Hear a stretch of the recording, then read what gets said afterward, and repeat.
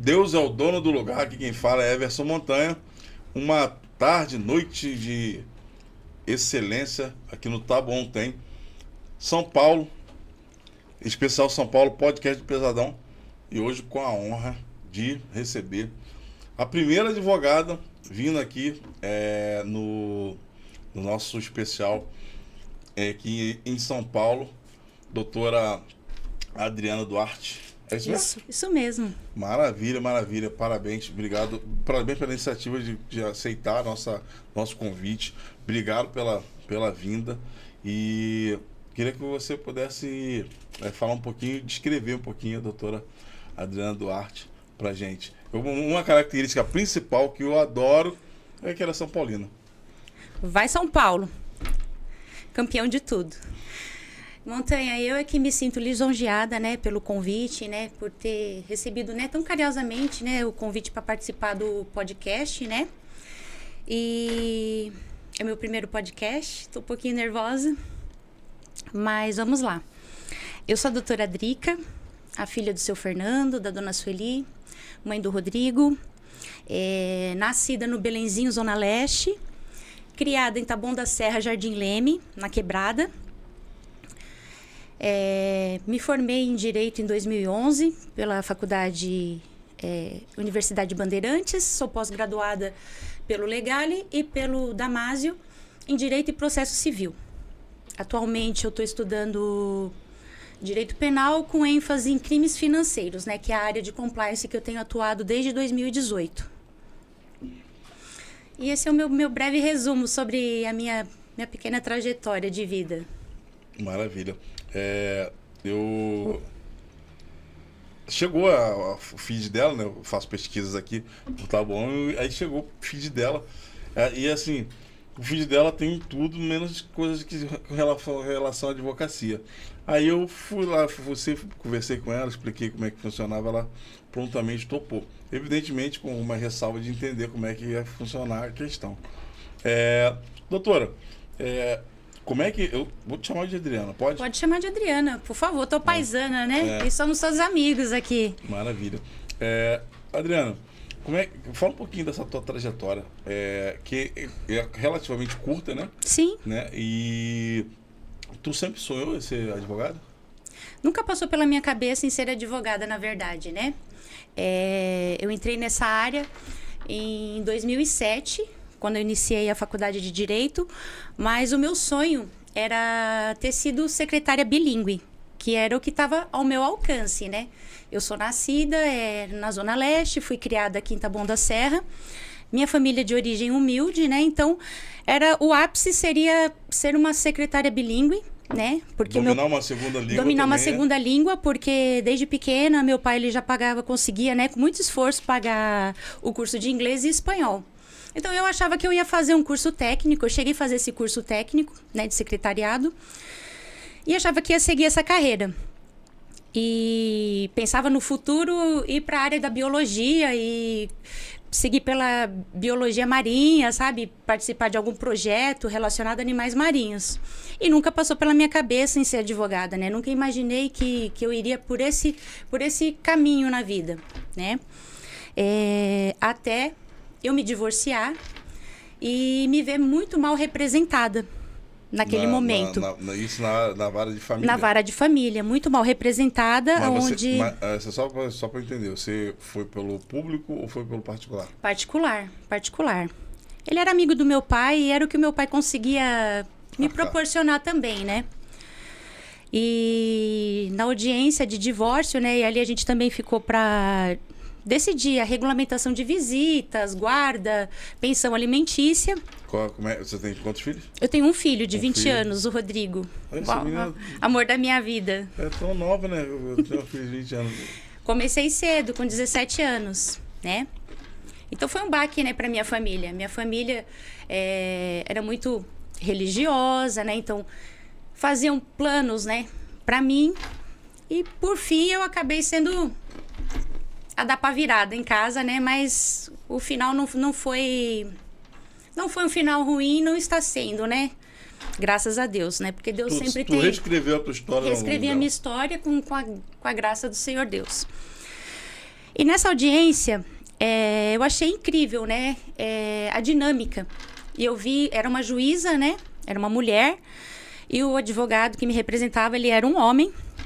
Mas ele estava totalmente predisposto, né?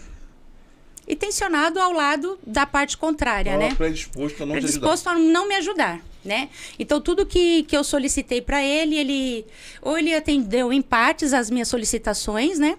Ou ele não atendeu. E ele sentia muita pena da parte contrária também, né? E esqueceu que quem estava ali sendo representada era eu. Não era algo particular dele. E né? envolvia valores, né? Envolvia valores, envolvia a minha vida, envolvia a vida do meu filho. E a juíza percebeu isso também e ela conduziu totalmente, sabe? Ela reverteu aquilo que era para ser desfavorável, acabou sendo, né, de muita honra no final. E eu saindo de lá, né, eu me casei muito cedo, me casei com 17 anos. E com 19 anos estava passando pela primeira audiência de separação, porque antigamente primeiro você se separava e depois você convertia, né, em divórcio. E eu saí de lá e falei para ele, o que aquela mulher, né, estudou para ter o cargo que ela tem, né? O que vocês estudam? Eu e ela estudamos direito. Eu falei, nossa, que interessante. Eu acho que eu vou fazer direito também. E ali naquela audiência ele deu uma gargalhada. O ex-marido? Não, o meu advogado. O meu advogado. E ele falou, você fazer direito? Eu falei, Ele falou, mas você, para fazer direito, você tem que fazer 5 anos de curso e depois você ainda vai ter que passar na UAB. Eu falei, tudo bem. Ele falou, você nunca vai passar na UAB. Aquilo foi um desafio para mim, Montanha. Naquele mesmo ano eu me inscrevi no vestibular, passei. E desde o primeiro dia que eu pisei o pé na faculdade, eu decidi que eu ia dar o meu melhor, que eu ia ser a melhor aluna e que eu ia ter as melhores notas e que eu ia passar nessa bendita UAB. E foi isso que eu fiz. Eu me dediquei 5 anos, passei na UAB no último semestre, né, primeira fase. Segunda fase, passei também de primeira, prestei trainee. Em 2011, antes de colar grau, eu já era advogada, mas eu já tinha passado na UAB. Pra você ver como é que... Exatamente. Então, uma palavra que veio para condenar também, sempre tentando condenar o meu futuro, para dizer que eu não ia conseguir, para dizer que não era para mim, que aquilo não se encaixava a mim. Então, Deus sempre esteve comigo ali à frente e tudo foi revertido, né? E eu dou muitas graças ao nome dele. Pô, eu achei interessante assim, né? Através de uma dor, né? Que você acabou buscando força para... Exatamente. Para vencer, né? Sim. De uma forma, né? Você hoje Sim. atua no teu ramo. E você fazia o que antes de se formar? Eu era vendedora em shoppings, né? Em grandes shoppings de nomes aqui em São Paulo, né? Em grandes grifes também. E sempre guardava uma grana pensando... que a pensão do meu filho ela era pouca. Eu tinha que arcar com as responsabilidades da minha casa. Tinha que arcar com os custos do meu filho também, né? Na proporção que me cabia. Mas eu sempre visava, né? Pensava, não, isso daqui é bacana, tudo, né? Eu sou jovem, né? Eu tô trabalhando em lojas, né? De nomes, mas isso daqui acaba, né? A idade chega e eu preciso de algo mais estável. E eu só não sabia... por qual caminho que eu ia, mas eu sempre quis fazer uma faculdade. E foi aí, na primeira audiência, né, do meu divórcio, que eu me encantei pelo direito e eu decidi fazer direito, primeiramente para defender os meus próprios interesses e os interesses do meu filho, né, que é a pessoa que é mais importante, né, que é a pessoa que eu mais amo na minha vida. E por fim, o amor também... por poder defender interesses de outras pessoas, de ver as pessoas tendo as suas necessidades atendidas, né? Pelo senso de justiça e o senso de direito também. Bacana, bacana. E assim, hoje você falou sobre compliance, né? Essa é a tua área de atuação. E Essa por que você não foi para a área de família? No começo eu atuei na área de família, né? Mandei fazer uns cartões e saí distribuindo no bairro mesmo. Consegui os meus primeiros clientes. E a própria juíza com quem eu estagiei, né, durante o período da faculdade, ela soube, através do jornalzinho, né, circular lá de Santo Amaro, que alguns escritórios estavam contratando. Ela falou, olha, então você leva o seu currículo, fala que você está começando. E foi assim que eu comecei. Eu levei currículo e fui trabalhar para uma banca de advocacia de médio porte. Aí depois eu fui para uma outra de grande porte. Depois eu trabalhei no departamento jurídico de uma grande farmacêutica, de outra grande farmacêutica, de uma empresa de benefícios, até cair no ramo bancário em 2018, que eu venho atuando até o momento. Mas eu atuei sim em direito de família, cheguei a fazer alguns pequenos casos no Juizado Especial Criminal também, briga entre vizinhos, tinha muita. Hoje você trabalha também você trabalha em particular ainda? Também faço particular. Você tem um trabalho, vamos dizer, CLT, né? Sim. E você faz particular também? Faço particular dentro da área civil. E tenho me especializado agora, a terceira pós que eu estou fazendo, que é em direito penal, mas crimes financeiros, né? Para integrar a parte do compliance que eu estou fazendo. Então explica pra gente o que é compliance. O compliance, né, ele vem do termo to comply, né?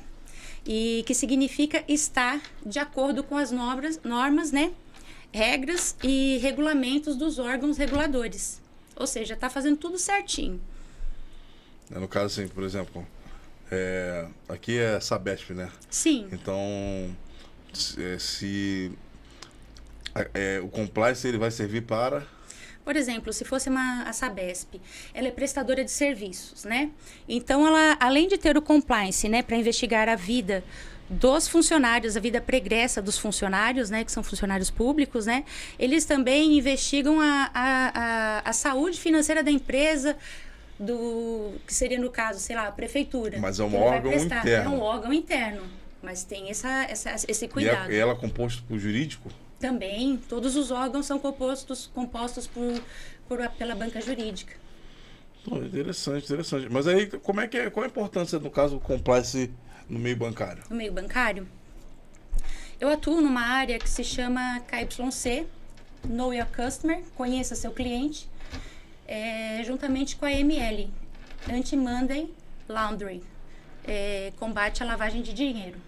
Então, o compliance bancário ele é importante porque, com o advento da Lei 12.846, em 2013, as empresas elas ficaram mais suscetíveis a terem os seus nomes envolvidos com crimes praticados por terceiros, crimes financeiros praticados por terceiros, com ou sem o seu consentimento, né? Análise prévia ou não. Então, para evitar isso, a maioria das empresas, as empresas sérias, elas têm um corpo jurídico que cuidam dessa parte, que seria o compliance, né? Para investigar, para fazer uma investigação silenciosa, sigilosa, com quem eles estão contratando, os fornecedores, clientes, funcionários, parceiros. E com o banco não poderia ser diferente, né? Principalmente depois da Lava Jato. Com esse boom da Lava Jato, todos os bancos, eles colocaram suas barbas de molho, porque eles poderiam estar diretamente ligados à lavagem de dinheiro, corrupção, patrocínio ao tráfico de entorpecentes, tráfico de pessoas, trabalho infantil, trabalho escravo, dentre outros crimes de risco elevadíssimo, né? Então, para isso, nós temos, para isso que nós atuamos como a área de KYC, que é para saber a saúde financeira do nosso cliente, que está abrindo a conta, ou que tem a sua conta passando por manutenção, ou upgrade de conta. A gente quer saber não só da saúde financeira, mas de onde vêm os proventos dele, como ele conquistou aqueles valores, o que ele faz. Então, o cara que tem uma conta recente, né, e ele tinha um X, aí de repente ele vai fazer um aporte de 1 milhão. Como? Em 1 ano, 2 anos, como que ele chegou nesse numerário? Aí ele começa a abrir um monte de posto de gasolina. É para se desconfiar, né? Alguma coisa tem. Não, no caso, esse setor no banco é o que identifica para os órgãos competentes investigarem melhor. Por exemplo, eu sei que eu não sabia que era esse setor. Mas eu sabia que, por exemplo, se você tem uma renda lá, família, uma renda mensal lá, sei lá, todo mês movimenta de 3 a 5 mil lá na tua conta. Aí do nada entra 100 mil. Sim. Aí isso já gera desconfiança? Gera, porque nós acompanhamos mensalmente o aumento e a diminuição de patrimônio desse cliente. Patrimônio líquido, passivo, entre imóveis ou não. Então, a pessoa que nunca teve conta, por exemplo, no banco, e ela chega lá com um valor considerável. A gente começa a investigar de onde que saiu aquele valor. Foi herança? Foi loteria? Foi doação? Essa investigação, ela começa a se dar como? Essa investigação ela é feita através de ferramentas de buscas, aplicativos, né? Não posso, né? Por conta do merchan, não posso citar o nome, né? Sim. Mas Google, temos que quando você fala em investigação, eu pensei que você ia no cliente. Então, por isso, vocês usam as suas ferramentas lá. Sim, mas o banker, ele vai até o cliente ele vai entrar em contato, né? Dependendo do valor, ele só vem por indicação de outros clientes, ou por um grupo financeiro, ou pela empresa que ele trabalha, ele vai indicado. Nesse caso, são contas de alto valor com que eu lido. Então, ele só entra por indicação, ou se ele já tinha conta, a família já tinha conta, é um grupo, né? Não, só para eu entender. No seu caso, os clientes, eles não são qualquer cliente. Não são qualquer cliente. Então, por exemplo, hoje que eu tenho nessa uma movimentação mínima, eu tenho que ser levado a você através de outra situação. E eu tenho que movimentar um valor X. Exatamente. As contas com que gerenciamos é a partir de 1 milhão. A partir de 1 milhão. Não abrimos contas com numerário menor do que isso. Sim. Né?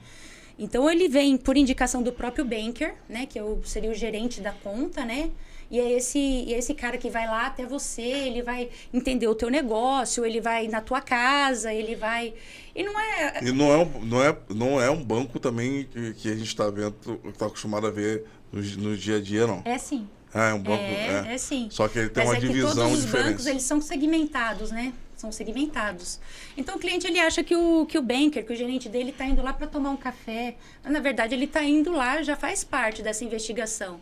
Ele quer saber como que... Ou ele vai no teu negócio, ele vai na tua casa. Isso tudo já faz parte. É uma espécie de sindicância, né? É uma sindicância. Antes de você abrir essa conta. Sim. Né? Para dar um tratamento VIP, mas só que é para resguardar o banco. Porque com isso, ele vai passar para mim. Olha, eu fui lá... Ele vai passar um relatório do que ele viu ali. É uma família já estabelecida, o pai era fazendeiro, deixou, sabe, tal, casou com fulano, ciclano, e é disso que deriva o patrimônio. Aí, com base nisso, a gente vai pesquisar, além do CPF, que são as pesquisas de praxe. A complementação da investigação. Através das ferramentas internas, né, do banco. Através das buscas na internet, né, com palavras-chave, por exemplo, Adriana Duarte, aspas, mais crime, mais corrupção, mais lava-jato, mais palavras-chave. E com isso, eu abro páginas na internet que me possibilitam acessar evidências e, através dessas evidências, ir atrás do fato real. Então, surgiu uma evidência lá, uma mídia negativa, ou um escândalo na internet. Isso também a gente pesquisa, porque o banco, ele não é só crimes, mas também notícias que desabonam aquele cliente para o banco. Então, o banco, ele não quer esse tipo de problema, não quer envolver o nome dele com esse tipo de problema. Entendeu? Ele fez uma festa e a festa estava regada a drogas e deu notícia isso. Saiu no R7, saiu em várias, sabe? Saiu na Globo, saiu... Então... Isso daí já é algo que a gente já vai colocar no nosso relatório. Deixa eu perguntar um pouquinho entrar um pouquinho sobre essa... A gente está falando muito sobre empresário, né? Sim. Esse perfil que você está falando... Não é só empresário. Não, mas o perfil, assim, mais ou menos que você falou, é mais ou menos sobre empresário. Eu ia falar sobre jogador de futebol, por exemplo. Sim, jogador de futebol, político... Que muitas das vezes entra muito escândalo. Mas, por exemplo, político, ele se resguarda um pouco mais. O jogador, você que não. pensa. Você que pensa, assim, sai muita... É mais fácil a gente pegar alguma coisa de político do que dos jogadores de futebol. Entendeu? Porque geralmente o tipo de crime que interessa pra gente é corrupção ativa, passiva, peculato, adulteração de combustível, patrocínio ao terrorismo, tráfico de drogas, de armas, né? Isso então, facilmente acha? E é fácil, a gente acha. A gente acha. A gente acha. Agora, o jogador de futebol, qual que é o escândalo dele? Ah, ele teve envolvimento com fulana, com ciclana, que já é coisa corriqueira. Entendeu? Então isso não interessa. Não ainda parece assim injusto, né? Mas ainda que seja um crime aos nossos olhos, né? Pessoas, né, naturais, reais, algo de tipo assim de extrema repulsa. Mas os crimes para o sistema financeiro que mais interessam são esses, que envolvam o sistema tributário e financeiro realmente, que possa levar ao banco ter um prejuízo em decorrência desses crimes cometidos pelos clientes deles. Maravilha, maravilha. E assim, como é que... você já deu detalhes de investigação e tudo mais. Assim, que conselho que você deixaria, então, para quem está começando, né? Aí, assim, eu até quero entender dos dois lados, tá? Do pessoal que está começando como no direito e quer entender, quer trabalhar com isso. E para clientes, novos clientes que você venha está ouvindo de alguma forma, chegue para ele esse conteúdo, como que você orientaria? Bom, para os novos clientes, né? Novos clientes de 1 milhão, né? São de 1 milhão, né? Para conseguir, né, para ter a conta aberta lá com essa instituição com quem eu trabalho, eles têm que estar com a vida financeira dele em ordem, a vida pregressa também em ordem, e andar, né, debaixo das nossas legislações, né, dos nossos órgãos reguladores. Né? Outra pergunta antes dessa, pessoal, já aconteceu de alguém entrou no banco, passou tudo bonitinho, Sim. No meio do caminho, sim, ele perde, como é que perde. faz? No meio, às vezes, ele entrou certinho, né? E dependendo do risco, a gente faz a manutenção dessa conta de tempo em tempo. Contas de baixo risco, a gente faz a cada, por exemplo, 2 anos. Mas vocês caracterizam como alto risco e baixo risco? Então, é justamente isso. Contas de baixo risco é aquela que não tem nenhuma mídia negativa. Depois que a gente analisou toda a documentação, fez a pesquisa, não tem nada, nenhum apontamento, ou sei lá, apareceu um divórcio, apareceu uma briga de trânsito que tipo, foi resolvida, mas que não teve violência, nem grave ameaça, nem nada, coisa simples, né? Crimes de menor potencial ofensivo, que são analisados caso a caso. Agora, médio, ele teve envolvimento com o jogo do bicho, né? Ou gravíssimo, né? Ele adulterava combustível. Então, isso já são pontos de alerta. E a gente leva para o comitê, e nesse comitê é decidido o que vai ser da vida desse cliente. E quem pratica bookmaker? Como é que é o nome do outro? Day trade, esse tipo de coisa. Como é que vocês lidam com essa galera? Não é que seja ilegal, que tudo é certinho. Sim, mas é que não é o perfil do nosso cliente ali, entendeu? O perfil ali do cliente é AAA, sabe? Então, mas essa galera também são mas investidores. não chegou, pra gente ali ainda não chegou, que fazem entendeu? isso. Ainda não chegou. Mas não teve essa experiência de pessoas que estão mas com certeza a gente vai a hora que chegar a gente vai tratar, né, de forma diferenciada ali internamente, né, para saber como que vamos conduzir isso daí. Show de bola. Aí pode continuar o seu raciocínio que eu te atrapalhei em relação aos iniciantes do direito. Sim. E aos iniciantes de direito, né, eu deixo, né, o conselho que se você pode sonhar, você pode realizar, né? Se você tiver fé naquilo que você sonha, você vai realizar. Todos os sonhos são realizáveis, né? E não existe um limite para quem sonha. Maravilha. E é isso. E aí, passamos por cima dessa timidez aí? Passamos dessa seriedade. Então, gostou? Gostei bastante, sim. Então, maravilha. Então, muito obrigada. Vamos voltar? Vamos voltar. Vamos voltar, então. Maravilha. Então, usando essa câmera, fala como é que faz para te encontrar, se precisar de você para orientação. Você acha que isso cabe aí, sei lá, um curso lá na frente aí para ensinar como é que funciona? Olha, seria bastante interessante, né? Um mini curso a respeito, né, dessa parte, essa saúde financeira, essa orientação, né, de compliance bancário, né, para a pessoa. Eu atuo para uma pessoa jurídica, mas seria interessante passar isso para a pessoa física também, né? Até acho que nesse sentido que você, todos esses pormenores que você me disse aqui, né, esses novos milionários aí que Sim. existe um estudo aí, Sim. vamos ter os muitos novos novos ricos, sim. Então assim, eles têm que ter não só uma vida financeira legal, mas também a vida pregressa, como você disse, sim. Com serenidade, né? Sim. Nós estamos, né, sob câmera, sob investigação a todo tempo, né? A gente pensa que não, mas todos estamos. Em 2018, quando eu comecei, eu fazia varejo, né? A parte bancária mais o varejo. E contas pessoas físicas também. A investigação era pesada, mas nem tanto quanto essa que eu atuo, porque o numerário é bem maior. Mas para tudo, a gente pode ter certeza que a gente está sendo investigado em tudo. A gente está nessa era digital e ninguém mais quer se expor a esse risco, né, de ter o seu nome envolvido a um escândalo, né? Maravilha. E para me encontrar, eu vou deixar o meu arroba, que é @doutora Drica Duarte Nunes. E por lá a gente começa a conversar e eu passo meu contato comercial. E ela atende, hein? Eu atendo, sim. Atende direitinho. Chama.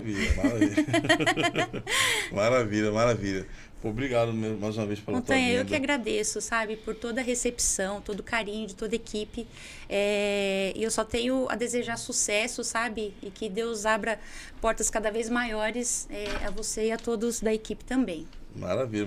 Abra essas portas pra gente aí. Sim, a parceria está estabelecida aqui. A maioria das pessoas, das personalidades aqui, dos talentos aqui em Taboão, eu quero sentir nessa bancada aqui. Sim.